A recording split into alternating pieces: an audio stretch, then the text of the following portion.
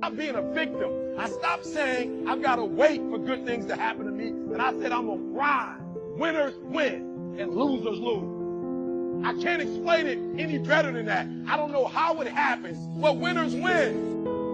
The next treasure to leave behind is your library. All the books you have chosen. Books well read, well underlined, with notes and observations and reflections you have written in the margins. The books that have helped shape your philosophy and the values of your life. That is a treasure, your library. And your listening library too. All these terrific cassettes, they are a treasure. The third treasure to leave behind is perhaps the most important, and that is your journals, containing all the ideas you have captured in your lifetime. Business ideas, social ideas, culture ideas, investment ideas, lifestyle ideas. Can you imagine the value these journals would have? They will certainly be more valuable to leave behind to your children than your couch. So get serious about your search for information and ideas, and about leaving that information behind for future generations. Here's the next key word for expanding your life for the better. That word is review. Go back over all your life experiences. Learn a skill called reflection, pondering life's events with the intent of learning. That is so important. I call it running the tapes again. The events of your life are some of the best sources of information. Don't merely go through your days, get from your days.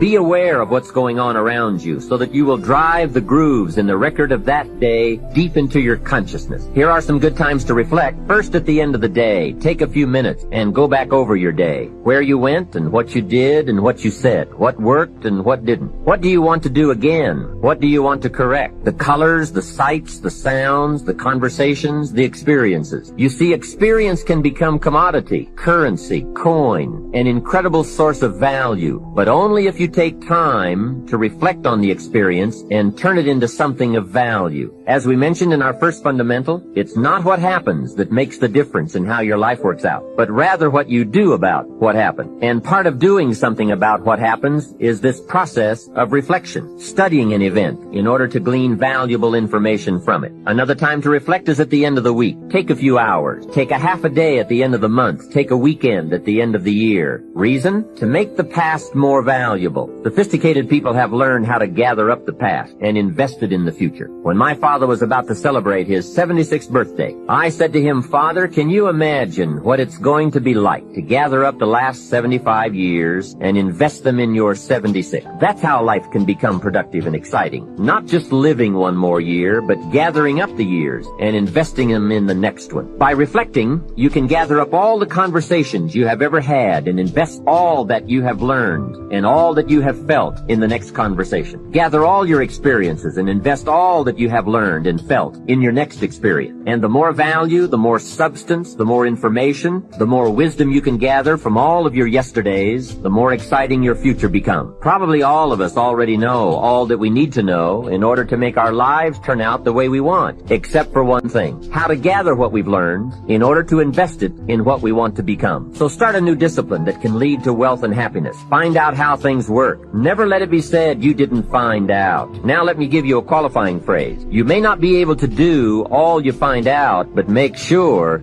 you find out all you can do. But when you're on the clock 24/7 and you don't have anybody who says you need to get away, they're not pouring water on your hand. Can I go just a little bit deep? Elijah follows Elijah through a lot of stuff, but what he gets from it is he finds purpose. He finds the thing he was created to do. I want to talk to you who are in support ministry. I could do this all day, so I got to hear it. I want to talk to you, those of you who are up under support ministry. If you want to know what you're called to do, you can find what you're called to do by finding what you can't stand, because God will call you to work in the area of your greatest frustration. If you're called to the music ministry, you'll know the calling, because you can't stand to hear music out of tune. And why is the music too loud, and this is not up, and the altos are not on key, and da da da da da da. Your frustration about it expresses your passion for it. If you can't stand disorder, well, the bulletins aren't printed correctly, and they didn't do this, and they should have done this, they should have done the other. The thing you can't stand is direction into what you are called to fix, not to complain about. Somebody ought to do something. You are the son somebody they're waiting on. The reason you can't stand it is because you're called to fix it. We don't need complaints, we need solutions. You're passionate about it because you care about it. People who aren't called to music, we don't care how you sing or can't sing. It don't make no difference. Just do it and get on out the way. People who are called to it, they really care about it. The background wasn't right. They didn't EQ that up right. And they need to do this and they need to do that. That's the area you should work in the area that you care about, in the area that you care about. Because then it's not about the money and it's not about the pat on the back and it's not about the fish and the loaves. You find fulfillment in fixing what was frustrating, found his purpose. Elijah walked past him and said, oh God, Elijah, you need water on your hands. You need to serve in that area. You need to work in the area that you notice things that are missing and fix them. And he found his purpose. And one of the greatest things in life you can ever do in your whole life is find your purpose. And then the second thing that he runs into, and he walks with Elijah, he finds his power. Because while he's working for Elijah back here in the kitchen where the cussing and the fighting and spaghetti sauces on the floor, he gets to see the power of what they do. He gets to see the power of it. And all of a sudden he discovers his power, his own power.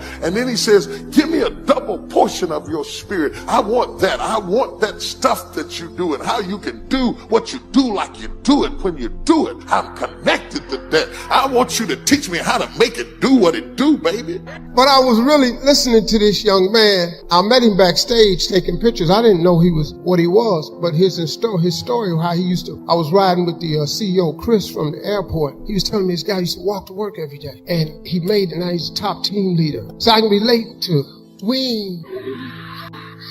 I'm sorry, I didn't know him. I can relate to him. I've been at every level. He said something back there. He said, I come from comfortable beginnings. And I stopped because I was backstage pacing.